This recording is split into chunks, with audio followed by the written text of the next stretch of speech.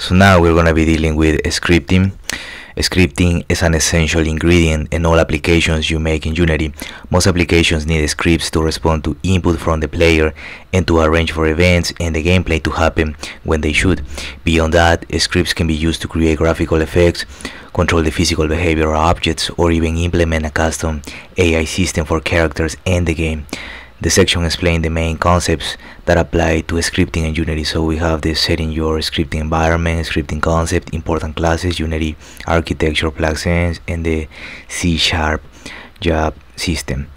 So we are gonna go into our Unity, Unity Hub, and I already have a project here. But if you don't have one, you just click in New Project and just click in 3D project and then just create. So I have mine here, and for now I'm just gonna right click in the hierarchy and just gonna pick a 3D effect. So it's gonna be a, let's pick a sphere. Okay, so we have the sphere right now, and as you can see in the inspector, we have the transform, we have the sphere here, we have the mesh, we have the sphere collider. Okay, that's fine. We have the material by default. Here we also have the, in the assets folder, we have the scenes folder. So let's add a new one, and we are gonna name it, a script, like that. Okay, so this is a sphere, so I'm gonna click here. Oops, I'm gonna go into my folder script, and I'm gonna grab create, and it's gonna be, I'm gonna pick the C# script. I'm gonna name it a sphere, like this. Okay, so as you can see, we have the, it's reloading. Okay, it's reloading domain, and as you can see in the inspector, it's giving us some C# coding. So so we can see this, and if we double click here, we can see it in Visual Studio Code as well. So let me see if I pick in the, if I click in this sphere and the inspector, I don't see the C# code. So what I'm gonna do is you can just grab it and drag it to the sphere. So let me see if that works, and if that doesn't work, you can just grab it and, or just take it and drag it to the sphere in the hierarchy. So let me see if it works. Okay, I did. If you check in the inspector, if we go into the sphere, now we have the script here. Okay, so now we can double click in the sphere here in the C#, file, and it's gonna, in my case, it's gonna pretty much send me to Visual Studio Code. And as you can see, we have using system.collections, generic, and then using Unity engine. Okay, so we have this basic example. Then we have the public class sphere. So this one is the name of our file, so I name it sphere with the first one uppercase, colon, and then we have the mono behavior that we are gonna see in a while. And right now we're gonna open curly braces, and we're gonna have two functions for, in this case, methods. So we have the void start, and then we're gonna write some code here, and then as another function or method, we will have the void update. So this is where we're gonna update our code. So let's continue to read here. Let me see what else do we have here. So we have setting up your scripting environment. Yeah, that's pretty much straightforward. Upgraded development, so you have you can pick up from Visual Studio Code. You also can have the JetBrains writer. Okay, so debug, C# encode in Unity. Okay, and scripting concepts. So although Unity uses an implementation of the standard mono runtime for scripting, it still has its own practices and techniques for accessing the engine from scripts. The section explains how objects created in the Unity editor are controlled from scripts, and details the relationship between Unity's gameplay features and the mono runtime. So let's continue here. Okay, so pretty much this is all that we already did, creating and using scripts. The behavior of game objects is controlled by the components that are attached to them. Although Unity's built-in components can be very versatile, you will soon find you need to go beyond what they can provide and implement your own gameplay features. Unity allows you to create your own components using scripts.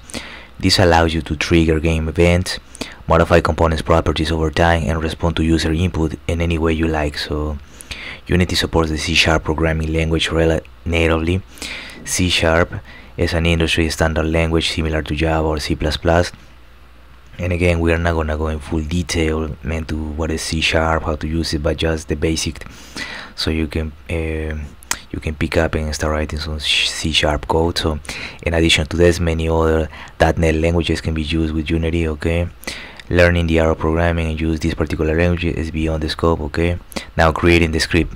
Unlike most of other assets, so assets are talking about this one, the assets here. So right now we have two assets, the scene folder and then the script folder. Inside of this script folder I have the sphere. This is my file, and as you can see, all the code that is in this Visual Studio Code file is right here in the inspector.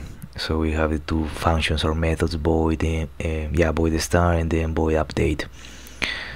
Okay, so unlike most of the other assets, the scripts are usually created within Unity directly. You can create a new script from the create menu at the top left of the project panel, or by selecting Ask Create C# script from the main menu. So we already did that.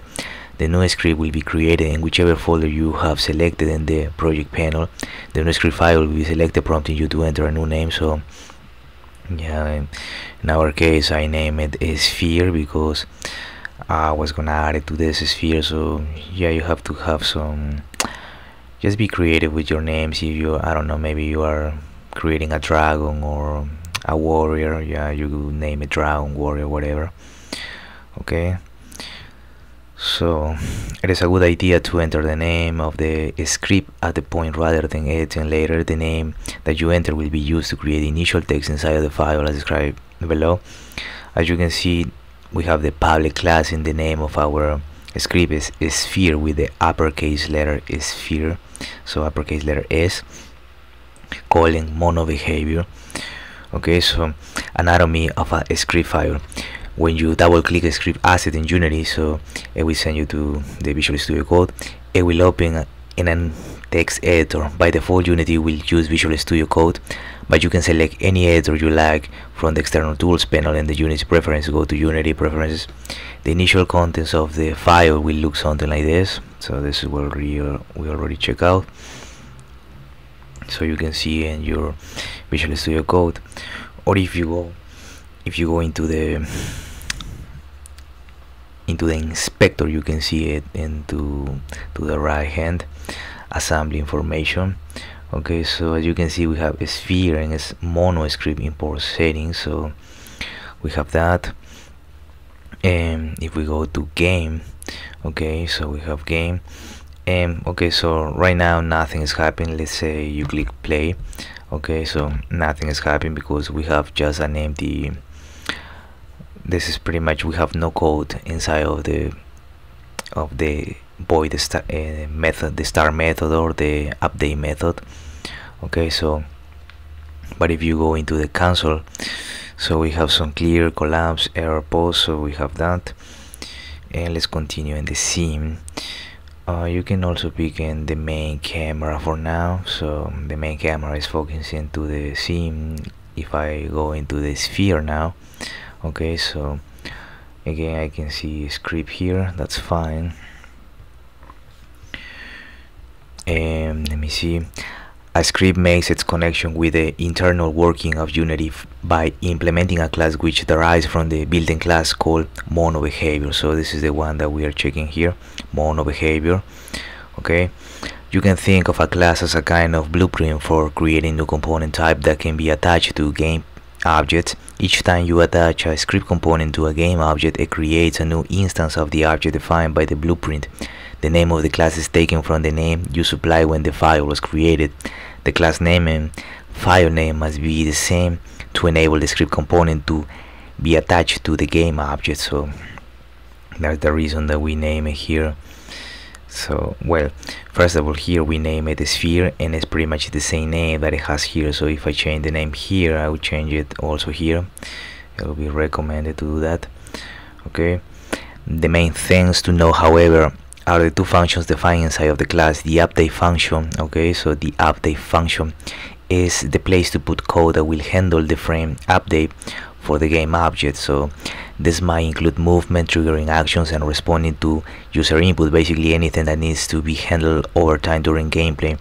To enable the update function to do its work, it is often useful to enable the setup variables, read preferences, and make connections with other game objects before any game action takes place. The start function will be called by Unity before gameplay begins, before the update function is called for the first time, and is ideal place to do any initialization. Note to experienced programmers, you may be surprised that initialization of an object is not done by using the constructor function. This is because the construction of objects is handled by the editor and does not take place at the start of the gameplay, as you might expect. If you attempt to define a constructor for a script component, it will interfere with the normal operation of Unity and can cause major problems with the project. So controlling a game object, as noted above, a script only defines a blueprint from a component, and so none of its code will be activated until an instance of the script is attached to the game object. So we already attach it, and you can do it by just pretty much grabbing it and moving it to the object itself or to the name of the object in the hierarchy. So we already did that. Let me see here. You can attach a script by dragging the script asset to a game object in the hierarchy panel or to the inspector of the game object that is currently selected. There is also a script submenu on the component menu, which will contain all the scripts available in the project, including those that you have created yourself. The script instance looks much like any other component in the inspector. So we have the script in the main player. So once attached, the script will start working when you press play and run the game. You can check out by adding this following code in the start function. So let's go into the start function here and to avoid the start, and pretty much we just have the debug. So it's gonna be debug.log like this, debug.log open parentheses, and then we're just gonna put let me see, hello YouTube, like that. We can save it, semicolon at the end of the statement. So it's gonna be debug.log hello YouTube, okay, or hello world. So debug.log is a simple command that just prints a message to Unity's console output. If you press play now, you should see the message at the bottom of the main Unity editor window and the console window, so the one that I show you. So window, general console. So let me see, let me go into okay, so it's already updating, and now we're gonna click play. Let's click it, and this is the console pretty much. But if you wanna follow here, you go to window, general console. So you can go to window here, and then you go to general, and then you go to console, and you should see here hello, let me see, hello YouTube. So yeah, that's pretty much, this is the basic stuff of how C#, we're using C# and Unity. So creating and using scripts.